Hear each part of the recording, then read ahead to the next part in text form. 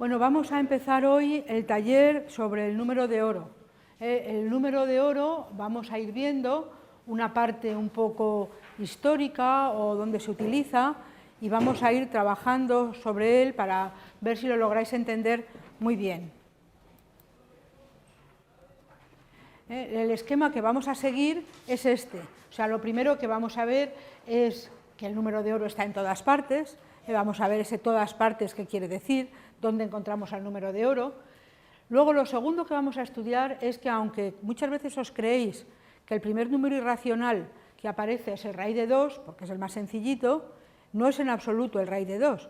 El primer número irracional del que se tiene conciencia de que es irracional, de que va a tener infinitas cifras decimales no periódicas, va a ser este número de oro. Luego vamos a explicar qué es y vais vosotros a deducir algunas propiedades aritméticas de este número de oro que son bastante interesantes. Vamos a pasar un poco por encima, por la historia del número de oro, y vamos a ir viendo propiedades geométricas del número de oro, como que está en la estrella pitagórica, como que está en el pentágono, vamos a ir viendo cómo construir un pentágono, vamos a ir viendo dónde nos aparece en geometría el número de oro. Luego, para ver cuál es su parte discreta, es con la sucesión de Fibonacci. Vamos a deducir, vamos a ver qué relación hay entre la sucesión de Fibonacci, cuál es la sucesión de Fibonacci y el número de oro, para ir viendo por qué en la naturaleza nos aparece o esta sucesión de Fibonacci o el número de oro relacionado. Luego, muy por encima, veremos el número de oro en la música, solo para que a quien le interese lo pueda hacer, y vamos a pasar luego a ver esos estudios armónicos del taller y del trabajo que tenéis que presentar, que va a ser sobre esa idea. Entonces, vamos a empezar con el número de oro está en todas partes. El número de oro está en la sucesión de Fibonacci, en la naturaleza, en la música, en la arquitectura, en la escultura, y ha aparecido a lo largo del tiempo en muchísimas ocasiones. Por ejemplo, el primer momento en que aparece el número de oro es en la pirámide de Keops. En la pirámide de Keops veremos en qué relación se encuentra el número de oro. Como la apotema de una cara dividido por la mitad del lado de la base nos va a dar el número de oro. También en la tumba de Ramsés IV y en la tumba de Tutankamón existen unos habitáculos relacionados con el número de oro, en el que un rectángulo, digamos, dividido por su lado nos va a dar el número de oro o así. Entonces, en Egipto parece ser que ya debían de conocer las propiedades extrañas, las propiedades interesantes del número de oro. Luego, en Grecia, aparece por todas partes. Los vasos griegos tienen esta forma de trapecio relacionada con el número de oro, en los capiteles jónicos, en el Partenón aparece esa proporción, y en todas las estatuas de Policleto, en donde se consideraba lo que es un ser humano perfecto. En la estatua tiene unas proporciones que son esas proporciones del número de oro que estudiaremos despacito. Después, cuando llega la Edad Media, en el arte gótico, el número de oro empieza a ser un saber oculto, un saber para iniciados, un saber como peligroso, como que únicamente lo deberían de conocer unos pocos. Eso también viene un poco de la idea de Pitágoras. En la época de Pitágoras también se mantenía el saber para iniciados. Entonces, en la época del gótico, los maestros de piedra, que luego recibirán el nombre de masones, los arquitectos del arte gótico, dejaban unas muestras en la piedra como para decir, aquí he estado yo y esto lo ha hecho un iniciado, alguien que sabe lo que es ese saber solo para escogidos. Eso es la época de la Edad Media. Después pasamos al Renacimiento y entonces cuando se vuelve a entrar en el saber de los griegos, sobre todo de los romanos menos, se vuelve a recuperar el número de oro, lo empiezan a estudiar Leonardo da Vinci, Luca Pacioli, los sabios del Renacimiento, y vuelve a ser un saber pues, para todos, un saber extendido para toda la gente. Y bueno, así podríamos seguir en las cosas estas de arquitectura y de escultura hasta nuestros días con Le Corbusier, en el que también utiliza el número de oro montones de veces en todas sus arquitecturas. Por ejemplo, aquí lo vemos en la pirámide de Egipto o en el Partenón de Atenas, para ver las relaciones arquitectónicas del número de oro. Cuando luego veamos un poco más estos dibujos os dirán algo de cómo ahí aparecen esos rectángulos áureos, en donde esa proporción entre un lado, el lado más grande dividido por el lado más pequeño, nos dará el número de oro. O aquí en la pirámide de Keops, como la apotema dividida por la mitad del lado de la base, nos tendrá que dar el número de oro. También el número de oro, hemos dicho que está en todas partes, no solamente está en la arquitectura y no solamente está en la escultura, también aparece en la naturaleza. Estaremos viendo cómo el crecimiento,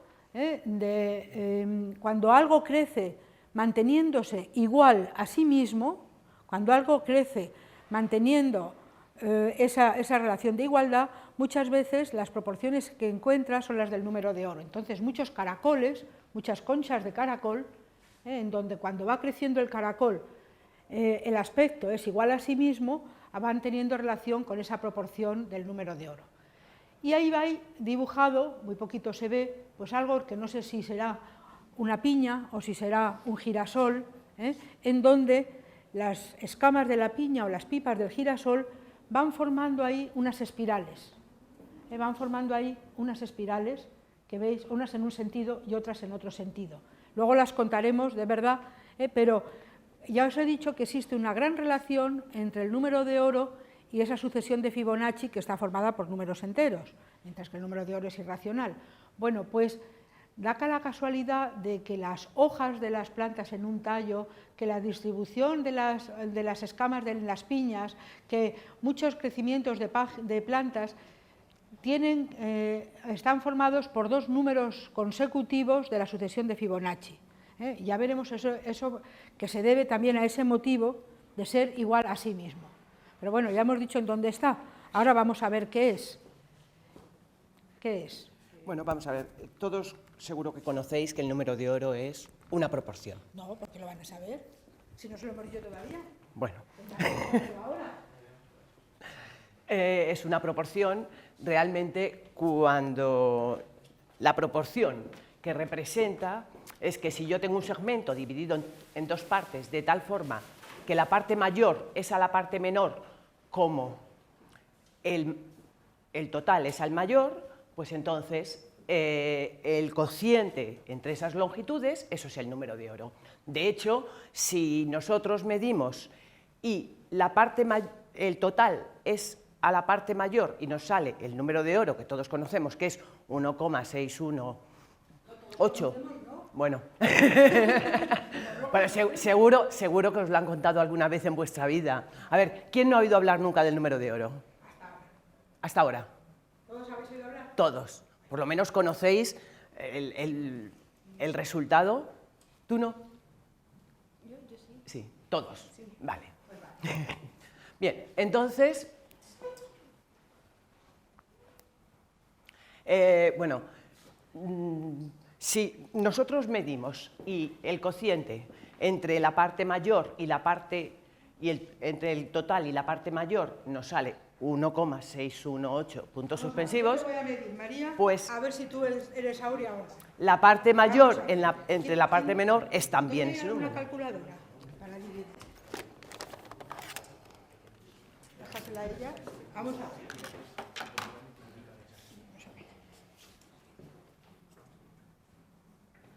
1,62. ¿Dónde tienes el ombligo?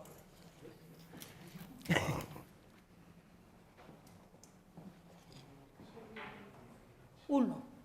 Ah, muy Bueno. fácil la división. Con calculadora.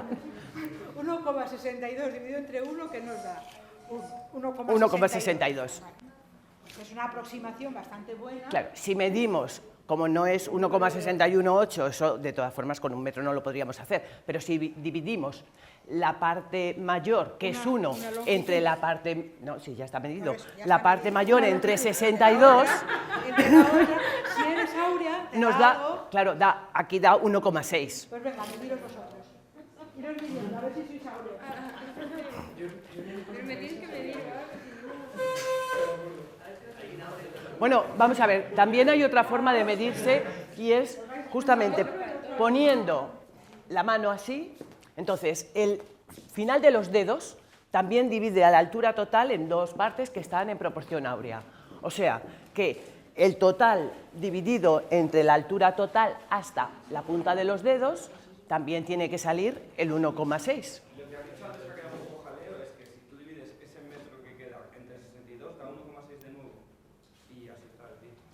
No, te da 1,6. Claro, ya no te da el 1,618, te da 1,6. Pero mídelo.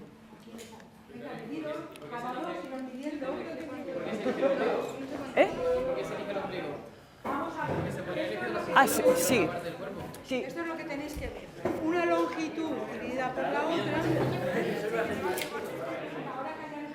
Sí, vamos a ver, en esta hoja que tenéis en la documentación se ve que realmente, pues eso, al medir a todas las personas, unas salen más, otras menos, pero lo que sí es que en la media, o sea, los más por los menos, al final las estadísticas dicen que todos somos áureos. Lo que pasa es que es a partir de una edad. Veis que los primeros años de los niños, pues hasta los 12 años, pues no es exactamente el número, pero ya a partir de los 17, pues ya más o menos son áureos. Vamos a ver. Seguimos. Aquí entonces. Sí, esto es lo que os he dicho antes, que ya sabíais todos. Y es que la parte mayor, el total es a la parte mayor, como la parte mayor es a la parte menor. Entonces, realmente, si llamamos aquí A y B y eso es A más B, pues lo que se tiene que verificar es que A más B partido por A es igual a A partido por B. Y si hacemos B igual a 1... Que lo hagan ellos. Vamos a quitarlo y que lo hagan ellos. Hacer vale. B igual a 1. B igual a 1 y sacar y calcular el valor del número de oro. Evidentemente salen dos soluciones, una es negativa, que no tiene sentido porque estamos hablando de una longitud, o sea, de el 1 más menos raíz de 5 partido por 2, que os da a todos, ¿no? Sí. Pues la negativa no tiene sentido y es solamente la positiva. Y las cifras que habéis aquí, las infinitas cifras no cabían, pero ya tenéis muchas calculadas. Pero esto es muy interesante, ¿eh? Esto de que el número de oro nos dé una idea de la armonía, de la divina proporción, de la proporción armónica, no se sabe si es algo natural o si es algo aprendido. Cuando los griegos consideran que una escultura, que una arquitectura es armónica, o un cuadro es armónico, no se sabe si eso es una percepción aprendida o es algo que sea natural, que esté en la naturaleza. Sí, de hecho veremos luego muchos cuadros y yo, por ejemplo, estoy convencida que Dalí lo hacía a propósito. O sea, que lo utilizaba para que los cuadros quedaran armónicos. O Mondrian. Bueno, pues vamos a deducir propiedades. Vamos a deducir propiedades. Fijaros que en la ecuación de segundo grado que os ha salido x cuadrado igual a x más 1. Eso significa que el cuadrado del número de oro va a tener exactamente las mismas infinitas cifras decimales. Ahora tú la otra.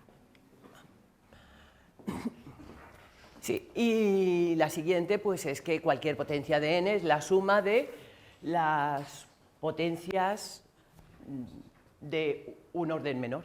No, yo quería la 2. La 2. La inversa.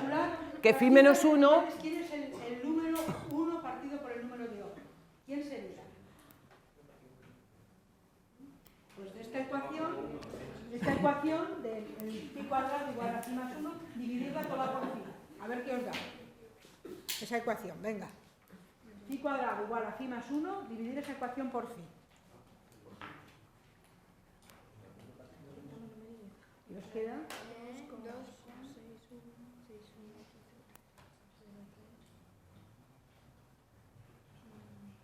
No, pero la ecuación. No. Deja la calculadora, la ecuación. Tenemos x cuadrado igual a x más 1, o phi cuadrado igual a pi más 1. Divídelo todo por phi. Divide esa ecuación por phi.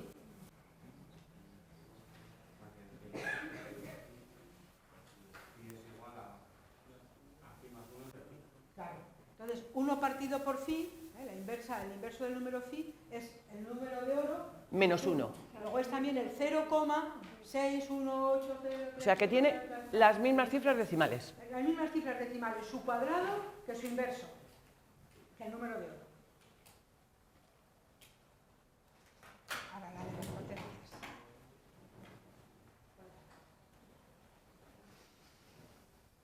Ahora la 3. Pero realmente como número de oro hasta Fibonacci no se usa. ¿Qué? Ahora lo veremos a Fibonacci, ya lo llegaremos.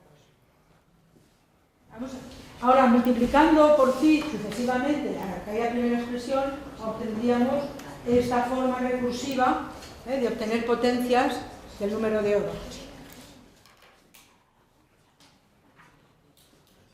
Aquí tenéis muchísimas más propiedades. Estas son las phi.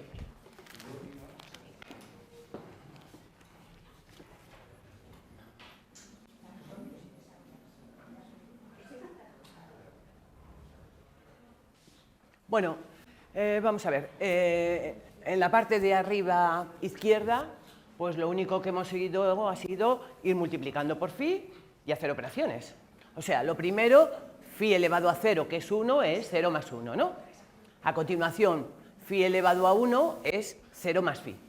Phi cuadrado, multiplicando, pues tenemos que es phi más... A ver, phi cuadrado es igual a 1 más phi. Claro. Y luego, el phi al cubo será phi más phi cuadrado. Como phi cuadrado es 1 más phi, pues nos queda 1 más 2 phi. ¿Seguís el razonamiento, no? Y phi a la cuarta lo mismo. Phi a la cuarta será, multiplicando todo esto por phi, es phi más 2 phi cuadrado. Como 2 phi cuadrado, yo creo que es mejor que lo hagáis vosotros, cualquiera de estos razonamientos. No hagáis mucho, sino que simplemente, pues yo qué sé, partiendo de que phi cuadrado es 1 más phi, que lo acabamos de ver, pues ver, por ejemplo, phi al cubo y phi a la cuarta. Y ya veis que todos los demás, o sea, calcularlo para que veáis que se verifica. Y la gracia que tiene esa propiedad es que fijaros que nos están saliendo los números 0, 0, 1, 1, 2, 3, 5, 8. O en la otra columna de la de los phies, el 1, 1, 2, 3, 5, 8, 13, que son precisamente los números de la sucesión de Fibonacci. Nos están saliendo dos sucesiones de Fibonacci ahí en esa expresión. En la que los inversos no. En los inversos también, porque lo que pasa es que salen alternativamente con números positivos y negativos, pero también tenemos 8, 13, 21, 34. Dos series de la sucesión de Fibonacci. ¿Os han salido ya las potencias? ¿Quién es capaz de demostrar esto? A ver, ¿quién es capaz de demostrar que raíz cuadrada de 1 más raíz cuadrada de 1 más raíz cuadrada de 1 más raíz cuadrada de 1 infinitas veces? ¿A quién se le ocurre cómo demostrarlo? A ver, pensadlo un momentito.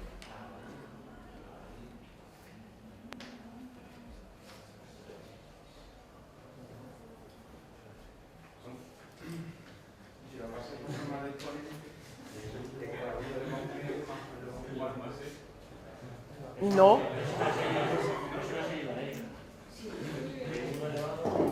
No, porque estás diciendo que la raíz de una suma es la suma de las raíces. Estás diciendo un disparate. Que raíz cuadrada de 1 más raíz cuadrada de 1 más raíz Claro, cuadrada de 1. la raíz de una suma no es la raíz de uno más la raíz de otro. Eso no. Bueno, si a La esa- raíz de A más B no es igual a la raíz de A más la raíz de B. si a esa serie numérica la llamas X, ya no la llamamos phi, y como es infinita, cuando tenemos que raíz cuadrada de 1 más esa raíz cuadrada, toda esa segunda raíz cuadrada será también X, porque es infinita. O sea que podemos poner phi igual a, No, X, bueno, X igual a la raíz de 1 más X, que es el límite. A ver si ya con eso lo sacáis. Venga. O si queréis en vez de X llamarle L por el límite.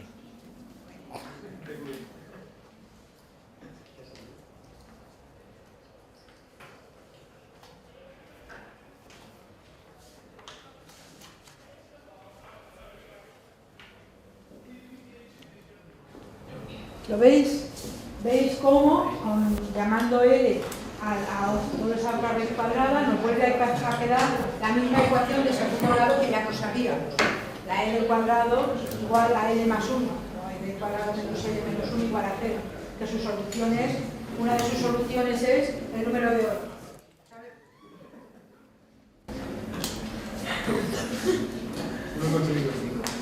Llamamos de momento n, nos quedaría que n es igual a 1 más 1 partido por otra vez esa expresión infinita, y otra vez nos sale la misma ecuación de siempre, la misma ecuación de segundo grado. Y luego volvemos a tener el número de oro. Es aquí mismo, y ahí hay más curiosidades. Claro, esta está relacionada con esta que hemos puesto con la raíz, que si en vez de tener 1 tenemos 2, pues nos da 2. Y, claro, aquí está pues la relación que existe entre el número de oro y el número pi. Bueno, realmente os dais cuenta que estas dos son iguales, ¿no? Simplemente se ha elevado al cuadrado y se ha hecho el inverso. O sea, si raíz de phi es 1,272, 1 partido por phi será justamente la inversa, el cuadrado de la inversa. O sea que son las dos iguales, pero claro, es que hasta las centésimas coinciden. Por eso muchas veces, cuando hagamos ahora el desarrollo histórico, nos vamos a encontrar que, claro, que al principio no se sabe si en la antigüedad se estaba utilizando el número de oro, estoy hablando mucho antes de la Grecia clásica, por supuesto, era el número de oro o era el número pi. Una aproximación. Bien, historia del número de oro. Existen algunos textos, como os iba diciendo, que dicen que en algunas estelas babilónicas ya está el número de oro. Sin embargo, parece que no hay datos suficientes para hacer esta afirmación.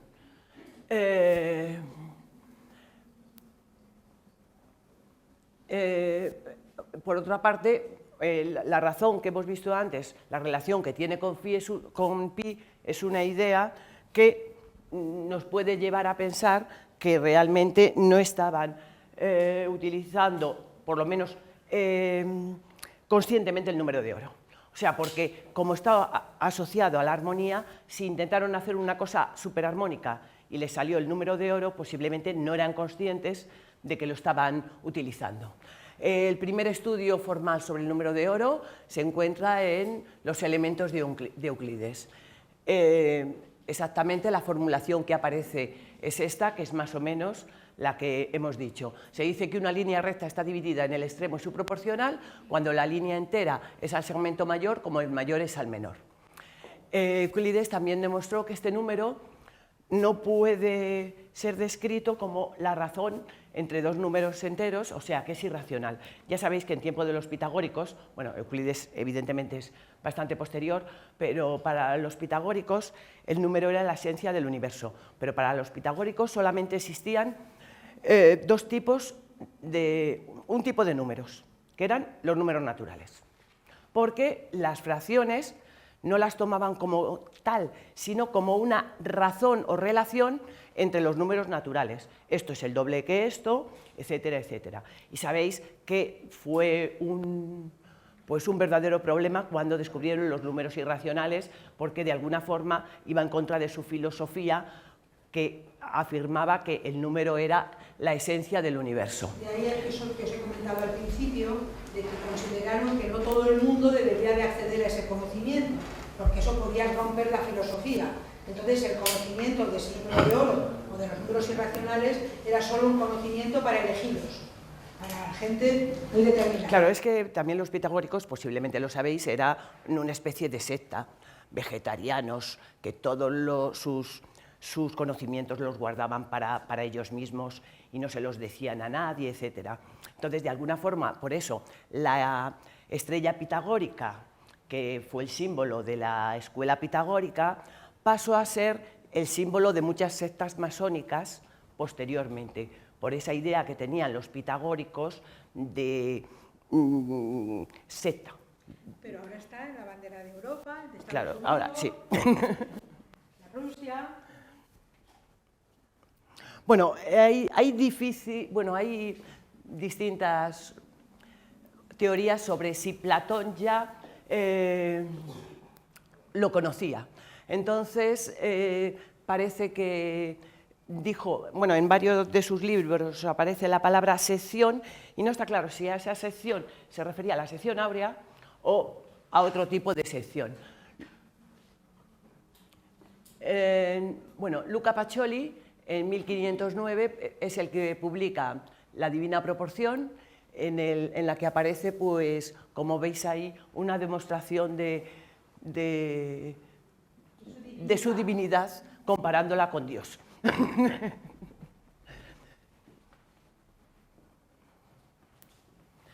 Bueno, el primero que nos da un método para construir la sección áurea es Alberto Durero, en este libro que escribió, que era Instrucción sobre la medida con regla y compás de figuras planas y sólidas. Kepler también estaba bastante impresionado por la maravilla que supone la proporción áurea y escribió eso, que había dos joyas en las matemáticas, que uno era el teorema de Pitágoras y otro, pues, la división de un segmento en extrema y media razón. El que le dio el nombre de áureo o dorado fue Martin Ohm, que es el hermano de Simon Ohm, el de los ohmios, de física.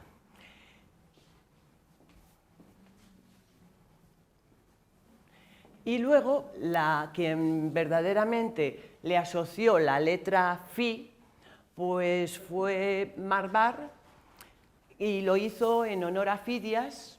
Todos conocéis que Fidias es un escultor importante de la Grecia clásica, y justamente porque sus esculturas, pues, estaban muy proporcionadas.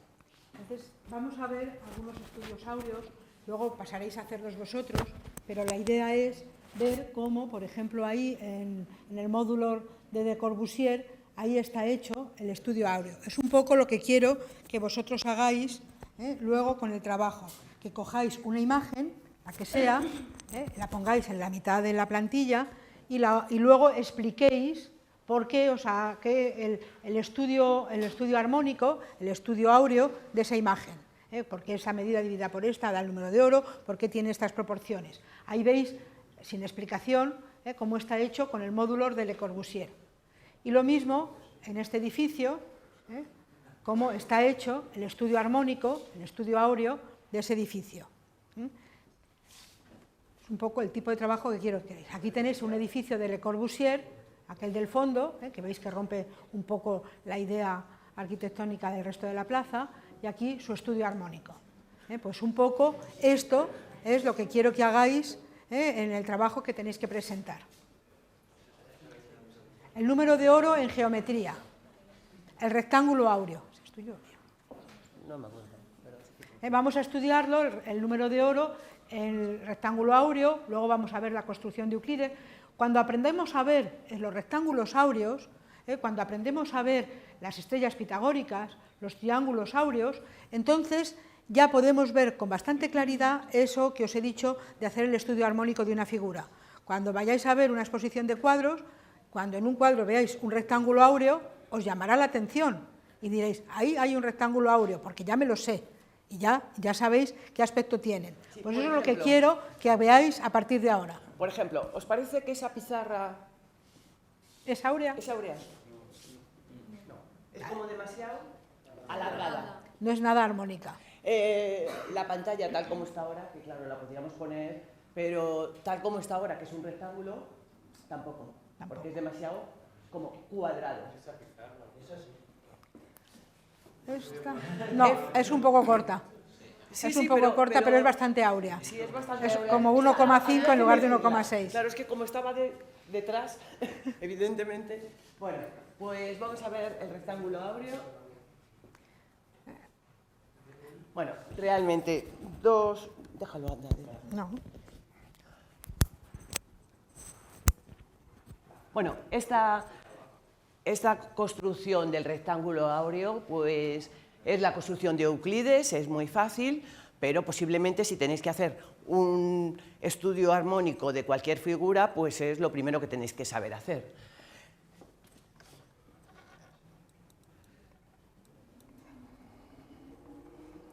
Entonces, esto, bueno, está hecho con GeoGebra, seguro que todos conocéis GeoGebra, además, ¿no? Pues además es un programa de libre acceso, o sea que en cualquier momento podéis descargarlo y ya está.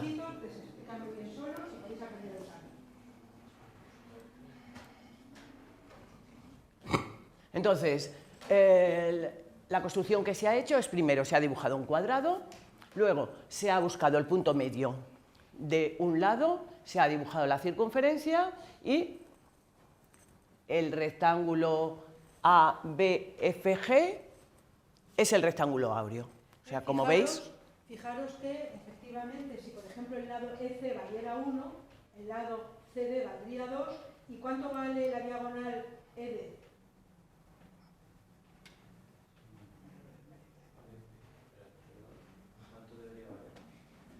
¿Cuánto vale? Bueno, Si un cateto vale 1 y el otro cateto vale 2, ¿cuánto vale la diagonal? Raíz de 5. Raíz de 5. Entonces, 1 más raíz de 5, partido por 2, pues es el número de oro. Claro, con este programa realmente lo que se comprueba es, o sea, lo que se puede hacer es comprobarlo. Si vemos aquí, por ejemplo, G partido por F, pues esto E, que es G partido por F, es 1,6180. Y F partido por H, que es lo que hemos llamado aquí J, pues lo mismo.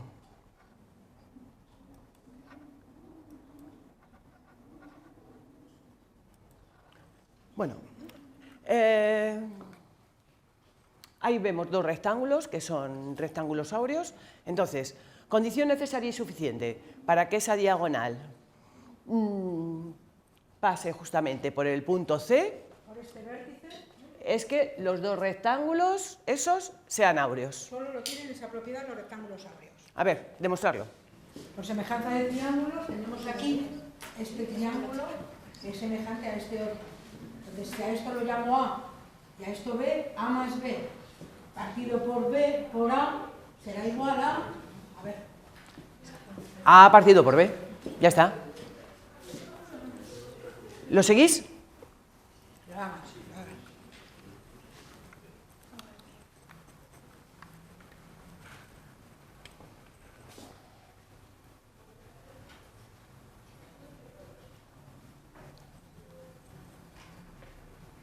Paso ya, ¿no? Claro, ¿para qué se utiliza? Como realmente el rectángulo áureo es el que se considera más perfecto, pues eso en publicidad se utiliza para todo. O sea, el carnet, los paquetes, las tarjetas, todas las tarjetas, el carnet de identidad, tal, la mayoría son áureos. Simplemente están aprovechando... Mirarlo, a ver, cada uno que saque así un carnet, a ver si es áureo o no. El trabajo que quiero que hagáis es, por ejemplo, tener una imagen de la Mona Lisa o esta imagen del hombre de Vitruvio, que son de Leonardo, y buscar todas las proporciones áureas que haya en esa imagen. Entonces, en el hombre de Leonardo, el hombre de Vitruvio, muchísimas de las relaciones son áureas. Es como una explicación del número de oro en donde tenéis este cuadrado en donde se inscribe el hombre cuando está así puesto y luego este círculo en donde se inscribe con los brazos abiertos y los pies abiertos. Pues el lado del cuadrado dividido por el radio del círculo nos da el número de oro, pero con muchísimas más relaciones que esas. Esas serían las dos más importantes. Ahí lo veis. Estirando, no sé qué, Pacholi las dice, las manos, los pies, o sea que ahí uno de los estudios que podríais hacer áureos sería este. Por ejemplo, también en la pintura de Durero, pues se podría hacer este estudio áureo, viendo cuáles son las proporciones de las figuras de Adán y de Eva en ese cuadro. Por ejemplo, en la escultura del Apolo de Belvedere, lo mismo. Las esculturas, cuando tienen el canon de Policleto, pues son totalmente áureas. Esa, la altura total, desde luego la altura desde el ombligo al suelo, nos vuelve a dar el número de oro.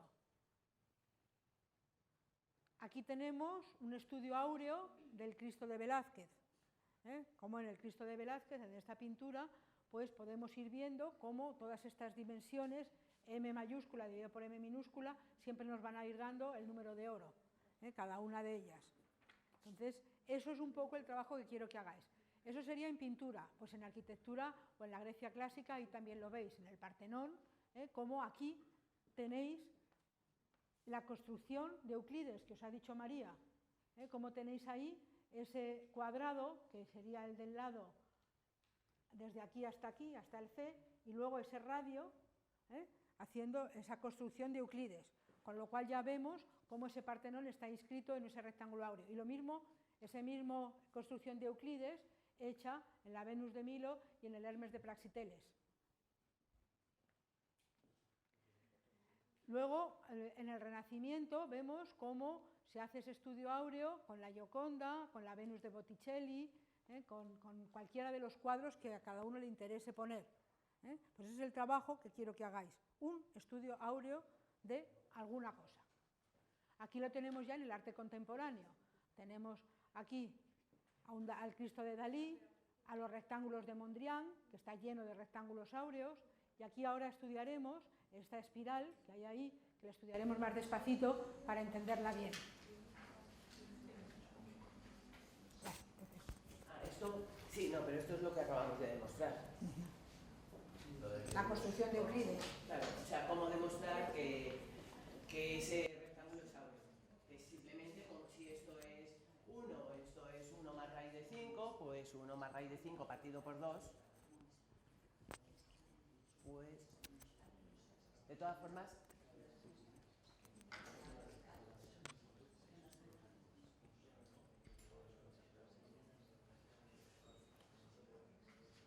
Ahí nos quedaría, claro, el 1 más 1, el 2... a lo mejor al decirlo...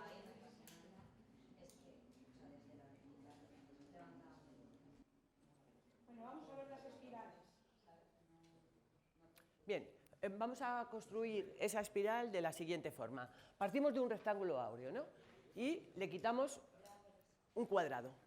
Entonces, en un rectángulo áureo, el rectángulo que resulta es también áureo.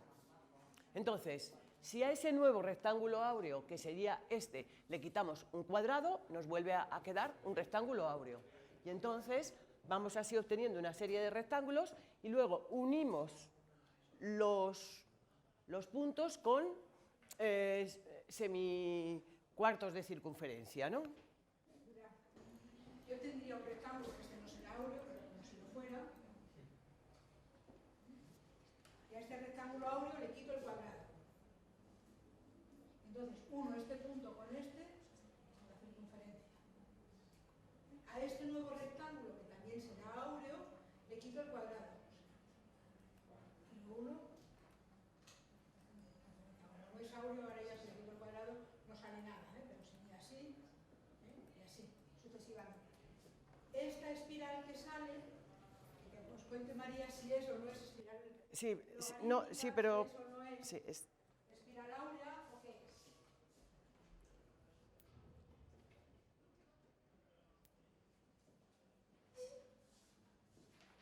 Adelante, si es que lo teníamos aquí. Porque ahí no tiene álgebra.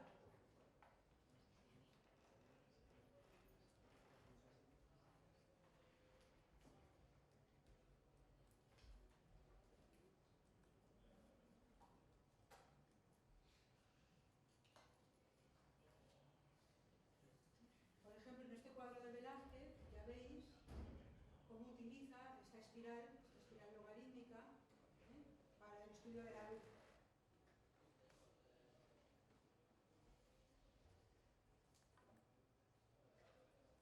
Bueno, no sé si sabéis que una espiral logarítmica es aquella en la que en cada punto el radiovector que lo une con el centro y la tangente forma un ángulo constante, que por eso se le llama equiangular. Y seguro que sabéis también la anécdota de que Bernoulli dijo que quería que se la grabaran en su tumba y, claro, le grabaron otra. Le pusieron una espiral, pero no la espiral logarítmica. La espiral esta que tenemos aquí no es del todo logarítmica en el siguiente sentido, y es que es logarítmica en los puntos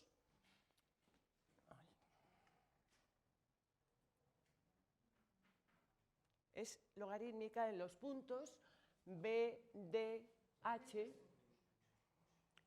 donde además vemos que el cociente entre este segmento y este es el número de oro, entre este y este el número de oro y entre este y este el número de oro. Y además los ángulos de los radios vectores que unen cada punto con el centro de la espiral, pues forman un ángulo con las tangentes, siempre en esos puntos fijos pues de 76,71. Sin embargo, si cogemos otro punto que no está exactamente en esos puntos, pues el ángulo no es el mismo. Luego, digamos que los puntos, esos extremos, podían ser puntos de una espiral logarítmica, pero realmente toda la espiral no es logarítmica.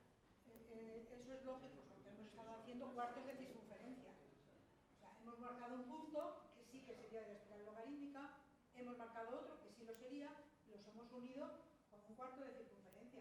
Esos intermedios no están en espiral logarítmica, están solamente esos otros que hemos obtenido. Claro, además se observa que para esos puntos, cuando los ángulos varían en progresión aritmética, los segmentos van en progresión geométrica de razón phi. O sea, que cualquier segmento de estos dividido entre el otro... ¿Podríamos decir que es de progresión geométrica de razón phi cuando dividimos el más grande del más pequeño, o del inverso de phi, que le podemos llamar delta, que nos acordáis que también tiene las mismas cifras decimales, y es el 0,618, etc. O sea, que nos da lo mismo hacer la espiral hacia afuera que hacia adentro.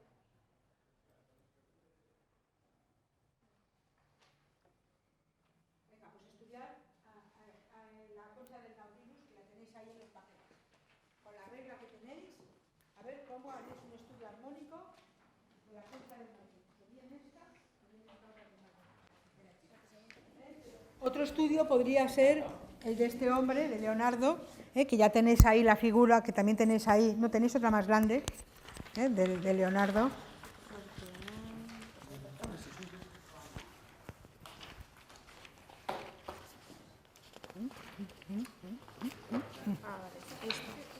Tenéis una más grande, en donde podríais también ir viendo todas esas proporciones, todas esas cosas que veis ahí. O sea, una palma es a la anchura de 4 dedos, no sé qué, la altura de la oreja es 1/3 de la longitud de tal, y todas las proporciones armónicas. Y aquí tenéis un estudio armónico, se ve un poco mal,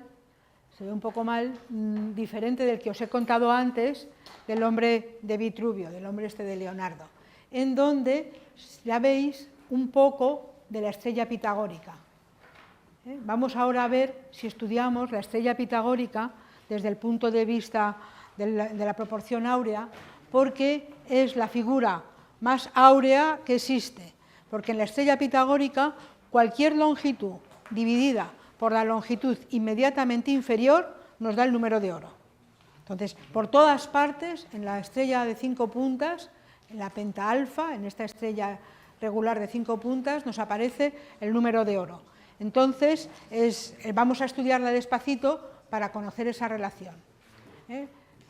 Esto es lo que os tengo ahí escrito en las hojas que os he dado, estas frases de la belleza es la armonía de las partes, etcétera, etcétera.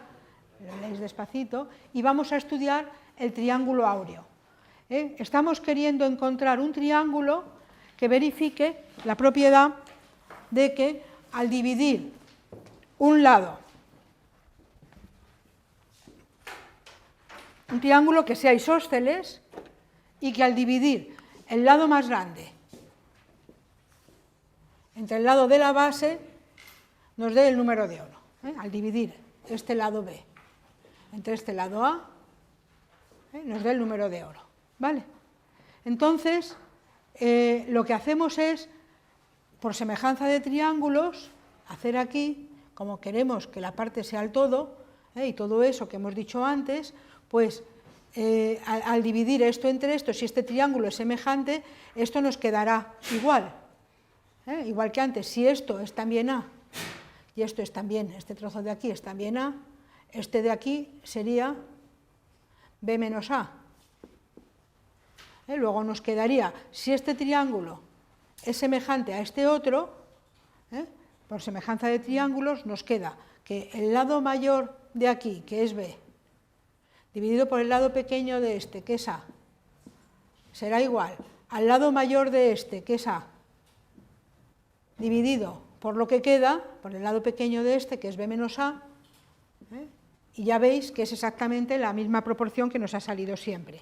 Bueno, pues lo que quiero que estudiéis ahora es, cuando yo tengo eso, cuánto miden cada uno de todos estos ángulos. Cuánto mide este ángulo, cuánto mide este ángulo, cuánto mide este ángulo, cuánto mide este ángulo. O sea, repito, quiero un triángulo en donde al dividir este lado entre este me dé el número de oro. Y por lo tanto, por semejanza de triángulos, cuando yo haga esto y esto sea A y A, este triángulo de aquí sea semejante a este de aquí. A ver cuánto miden los ángulos. Ahí tenéis uno puesto, pero los otros no los tenéis. Sí, también. Yo no los veo. Ah, bueno, están ahí puestos todos, pero no saben cuáles. Es evidente. ¿Pero por qué? A ver, que me lo tienen que demostrar. Que me lo tienen que demostrar. Realmente con uno sería suficiente. Digamos que el ángulo S, el ángulo C en este caso, mide 36 grados, sí, solo sí, el triángulo es áureo. Entonces podéis hacer la implicación para este lado, la implicación para el otro. Bueno, entonces, y además, si eso fuera verdad, como este triángulo es isósceles, y entonces esto también serían 36 grados, como este de aquí es semejante al de arriba, luego este también serían 36 grados, este de aquí mide 72, 36 más 36, y luego aquí ya tendríamos el 72. Y como este vale 36 y este 36, y la suma de los ángulos de un triángulo son 180, este de aquí mide 108. O sea que una vez que tengamos demostrado que este vale 36, ya todo lo demás los conocemos. Pero a ver, ¿por qué se mide 36?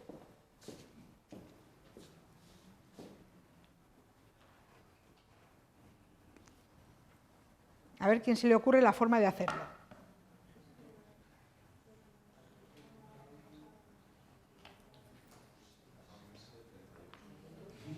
¿Qué? ¿A ti cuál te ha salido? ¿38 te ha salido? Vaya, por Dios. Esto sí que es... Esto sí que no puede ser. Pero a ver, ¿cómo lo has hecho? Cuéntame, que lo apunto aquí en la pizarra. Pues yo al lado B Sí, he puesto que sea 1. Muy bien. pues el lado A debería de ser 1 más raíz de 5 parte de 2. 1. 1 más. No, tal y como yo lo he puesto, no. Tal como lo ha puesto ella sería Lo he cambiado. el A es el pequeño, hay que llamar a el pequeño para que sea la proporción. Claro. O sea, llamarías 1 al pequeño. Llamarías 1 a este. Entonces... Tiene que ser 1 más raíz de 5 es B partido por A, con lo cual, si A es 1, B es 1 más raíz de 5 partido por 2.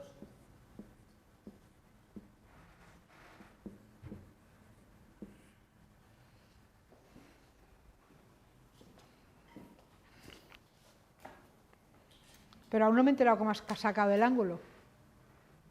Pues con la fórmula del seno. ¿La fórmula? Del seno, lo de cateto opuesto. Vale. Bueno, no hace falta. Tan difícil. O sea, con geometría elemental se puede hacer, pero vale.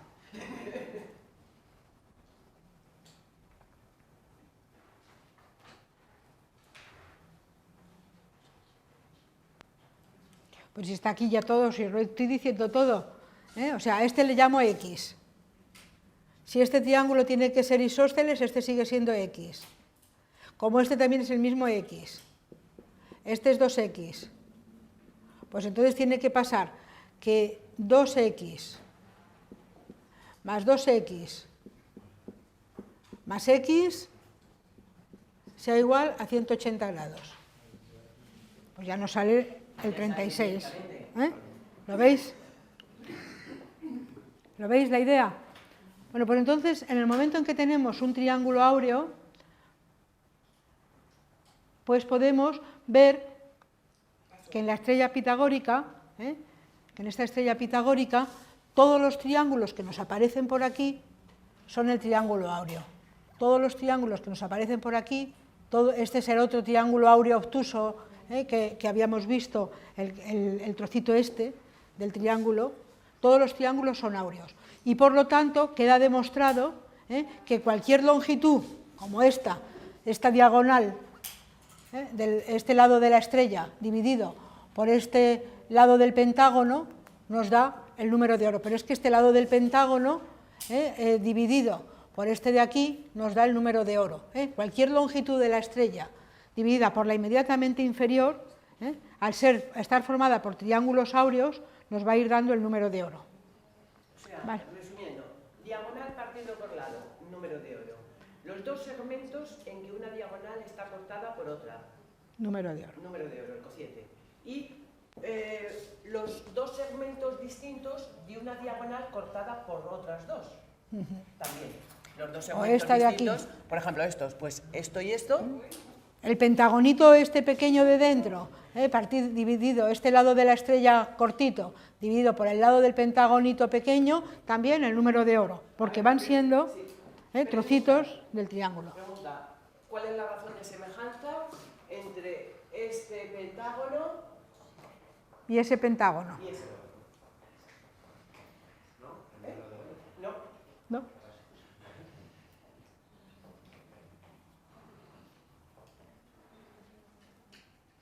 Es solamente seguir ese razonamiento que os he dicho, que la razón entre esto y esto es pi, entre esto y esto es pi, y entre esto y esto, que ahí está al lado, también es pi.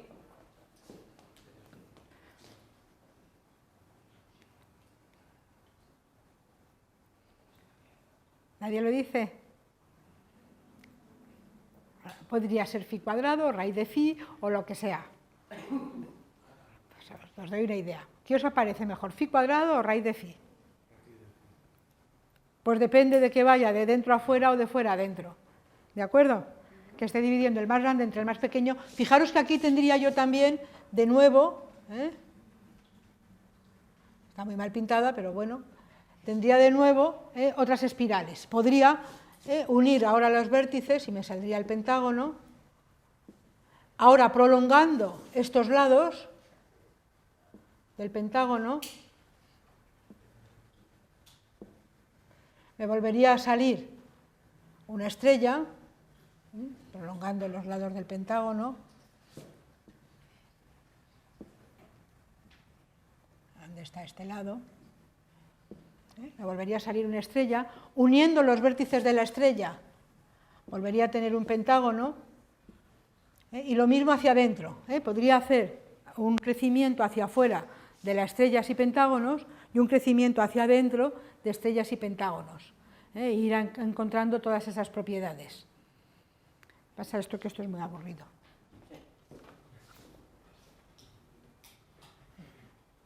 Pasa. Vale. También podemos hacer otra espiral áurea, que os la va a contar María, a través de los triángulos áureos. Bueno, básicamente es igual que la anterior, solamente que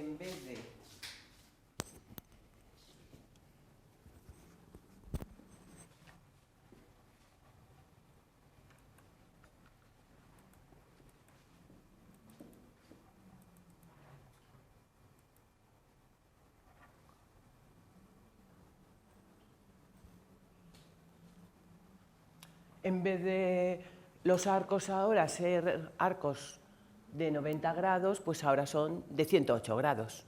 pero prácticamente es igual que antes. Primero hacemos los triángulos, que van siendo todos semejantes entre sí, y luego ya vamos haciendo los arcos de circunferencia, que también vuelven a ser arcos de circunferencia.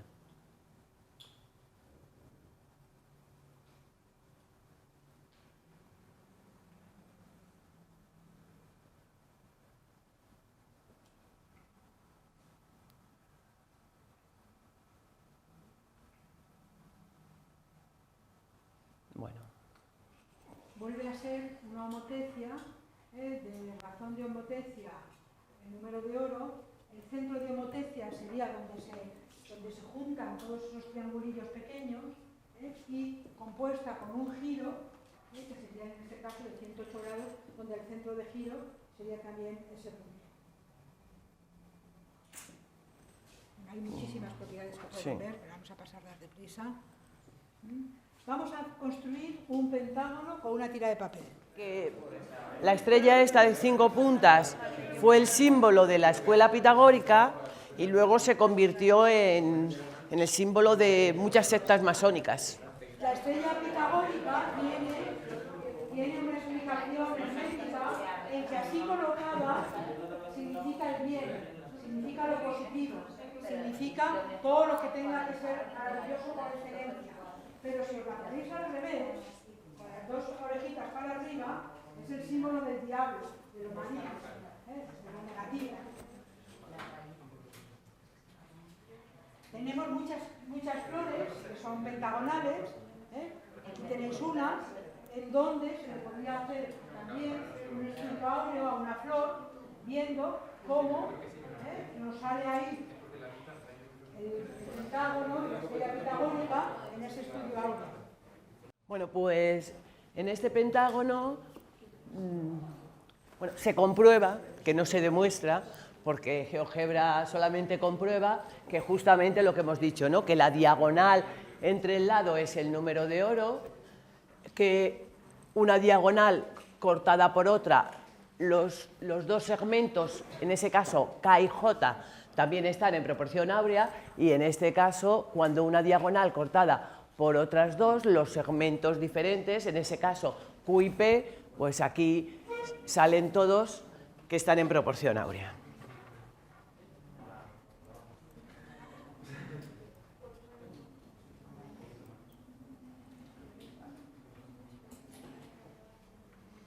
Bueno, esto es una forma más fácil, descubierta por Ptolomeo, para dibujar un pentágono regular. Los poliedros regulares. Sí, esto también podía ser una actividad preciosa, y es que ocurre lo siguiente. Si yo cojo 3 tarjetas, o sea, se puede hacer también grande, 3 rectángulos áureos, y los pongo tal como se ve en la figura, cortados perpendicularmente, pues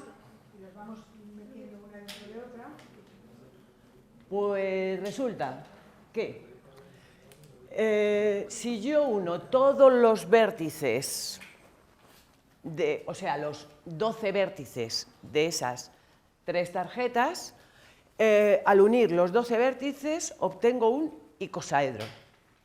Por supuesto, claro, como todos sabéis que el icosaedro es el dual del dodecaedro, si en los puntos medios, si lo que hago es considerar como ahí los puntos medios de las caras, pues obtengo un dodecaedro.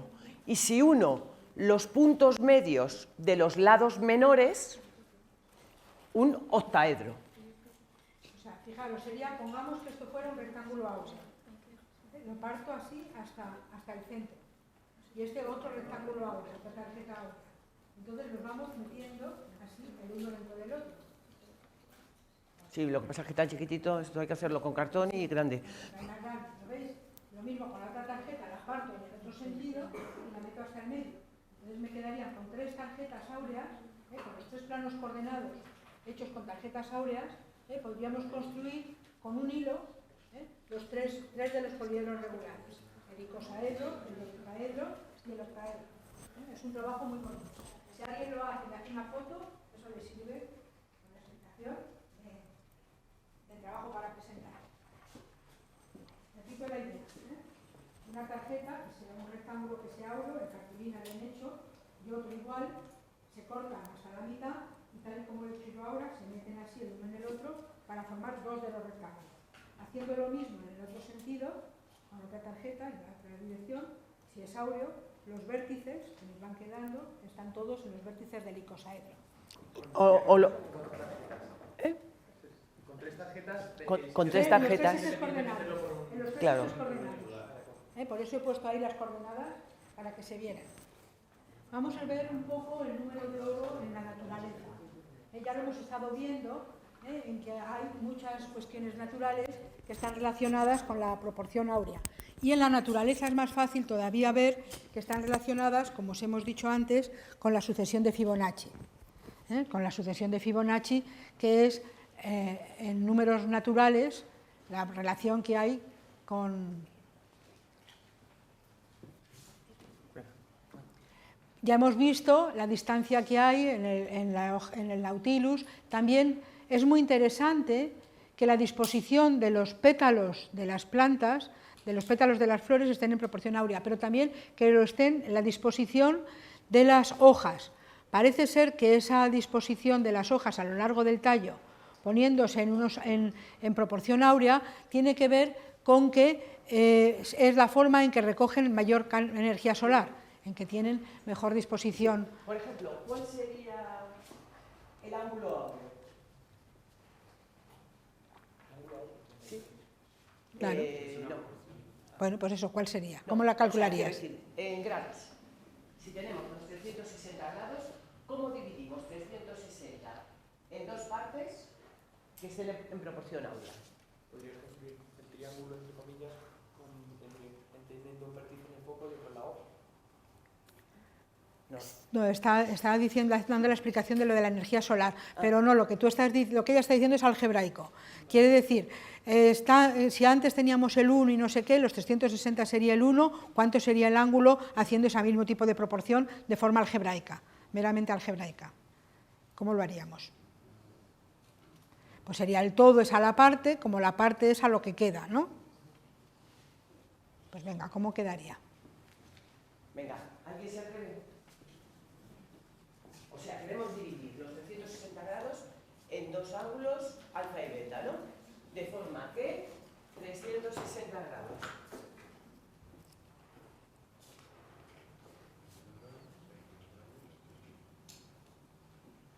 Entre alfa sea igual a alfa dividido por beta. Y por supuesto que esto sea... El número de oro. O sea, venga, 30 segundos para que lo hagáis. Si no, lo hago yo.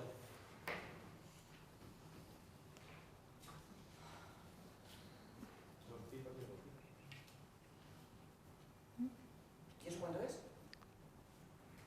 Quiero decir en grados. Con calculadora.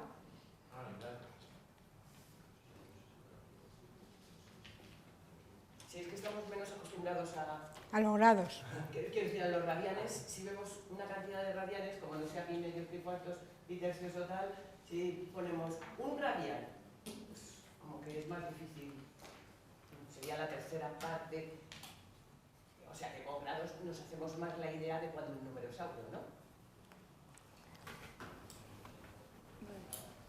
Pues ya está, si tienes este de aquí y este de aquí, pues despejas. Mira, 360. Alfa, tal, pasas el 360, lo divides entre phi y te da el alfa. Pero funciona alfa y beta. ¿Qué? El alfa, te da el alfa, luego ya calcularás el beta. 360 dividido por phi. O sea, beta os sale que es 360 partido por phi cuadrado, ¿no? Entonces, eso es aproximadamente, creo que es 137,5. Bueno, pues ese ángulo es el que muchas veces van cogiendo las hojas al ir girando a lo largo de un tallo. Que es 137 aproximadamente, efectivamente, pues es el que van cogiendo las hojas alrededor del tallo. Bueno, a lo que queríamos contaros ahora era la relación con la sucesión de Fibonacci, que la tienen en botánica, en donde el lirio, los ranúnculos, las margaritas, los girasoles van teniendo relaciones con esta sucesión de Fibonacci. Esto es lo que os ha contado María, de las hojas, cómo se van colocando alrededor del tallo, formando esa disposición con ese ángulo relacionado con el número de oro. Todas estas cuestiones de la forma de las plantas para obtener tal es lo que se llama la filotaxia. La filotaxia es la parte de la botánica que estudia esta disposición de las hojas, de los tallos, de las escamas, para poderlo ver.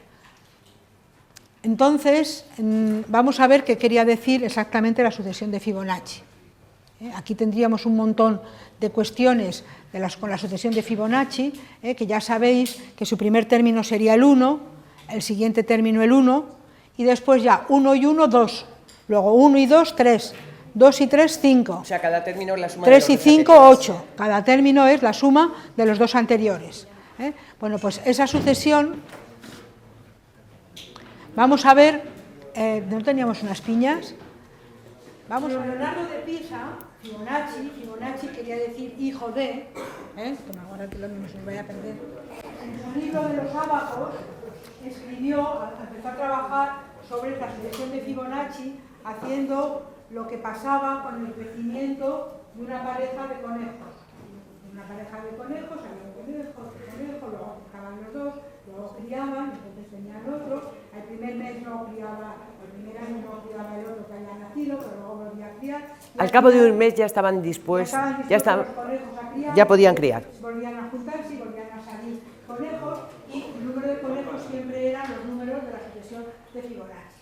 Entonces, con ese modelo, de un conejo, otro conejo, luego tienen hijos, luego tal, luego van creciendo, es 1, 1, 2, 3, 5, 8, 3 veces, y así sucesivamente con la cría de conejos. Bueno, pues esta sucesión de Fibonacci, es, como estamos diciendo, nos va a dar, en lo de la filotaxia, cómo crecen los pétalos de una flor. Hay unos trabajos muy bonitos de estudiar distintos modelos de flores haciendo crecimientos de sus pétalos siguiendo sucesiones de Fibonacci, las escamas de la piña que ya las habéis visto, las pipas del girasol, que no lo hemos visto pero habéis visto en la foto, cómo se verían las espirales, o el ángulo ideal de las hojas. También hemos visto en la concha del Nautilus la relación que tiene. Y tenemos un montón de otras cuestiones que tienen que ver con la sucesión de Fibonacci. Sí,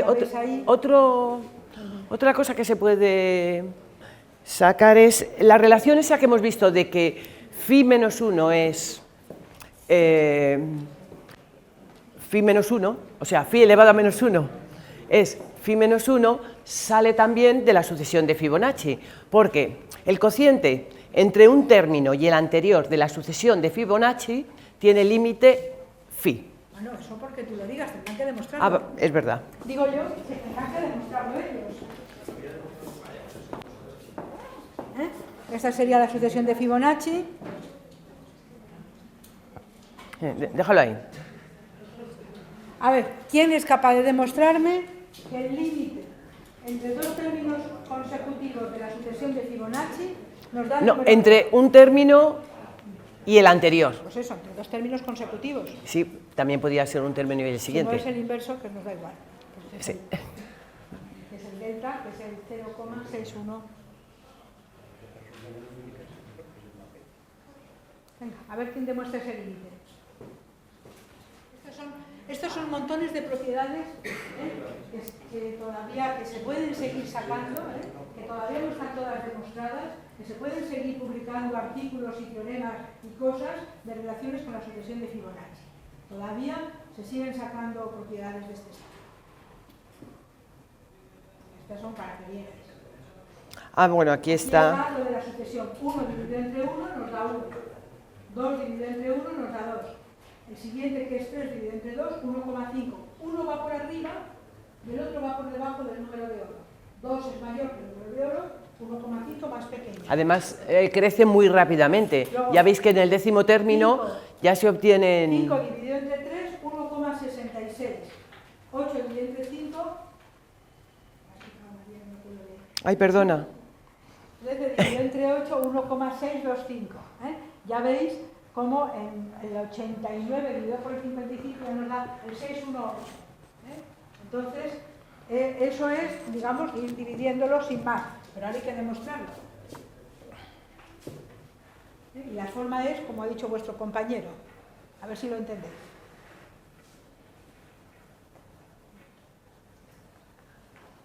Si el término de la sucesión de Fibonacci es la suma de los dos anteriores, el término t sub n sería t sub n menos 1 más t sub n menos 2. Al dividir ahí nos queda esto. Y al aplicar ahí límites, como ese límite será igual al otro, nos sale la famosa ecuación L cuadrado menos L menos 1.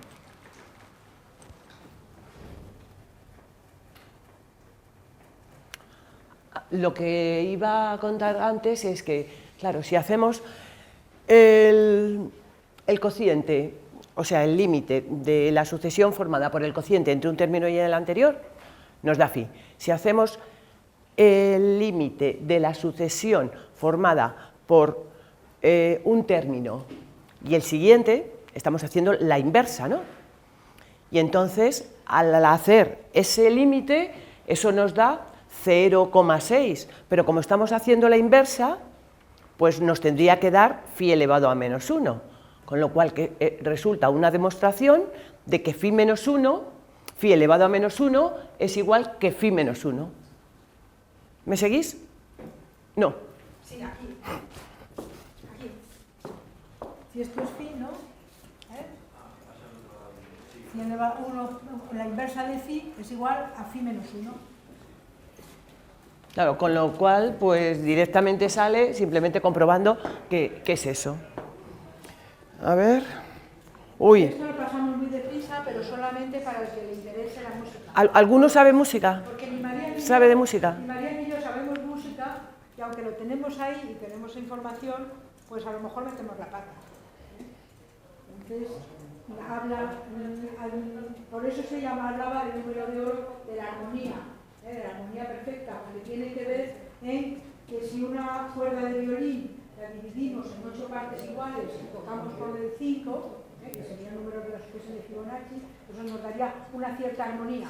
No sería la perfecta del número de oro, pero sería una aproximación. Entonces, como toda la armonía de la música va estando relacionada con esas proporciones. Vamos a ver deprisa porque no lo sabemos. Pero que quien quiera tenerlo, tenemos aquí la información. Aquí hay un cuadro en donde tendríamos a los grandes sabios, a Ateneo,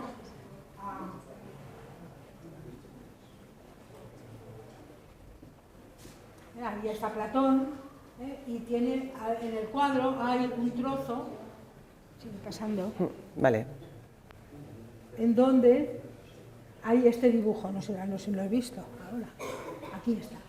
En el cuadro está aquí este dibujo en donde nos aparece esa relación que tienen con los intervalos de la cuarta, de tal, con relación con la música. ¿Cómo se llama el cuadro? La academia. ¿La academia?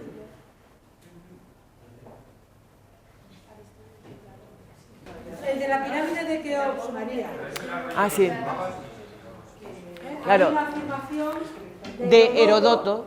De Heródoto que dice que el cuadrado de la altura es igual A la superficie de una cara. Si eso lo razonamos bien, vemos que llega a decir que la apotema, o sea, que la altura de una cara, dividido por la mitad del lado de la base, nos va a dar el número de oro.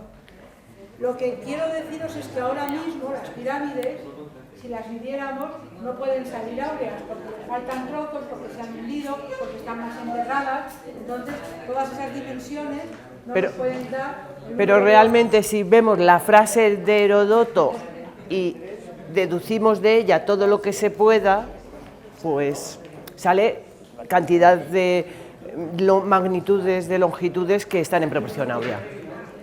Entonces, lo que quiero deciros con eso es que de los edificios antiguos, cuando se dice esto tiene la relación número de oro, tiene aquí, tiene no sé qué, o lo sabían los griegos o los babilónicos, no nos consta más que cuando hay una frase como esta de Heródoto, porque porque las longitudes han cambiado, ¿eh? No puede constar en ese sentido. Aquí está el estudio armónico de la pirámide, ¿eh? Ahí me valía cada una de las cosas.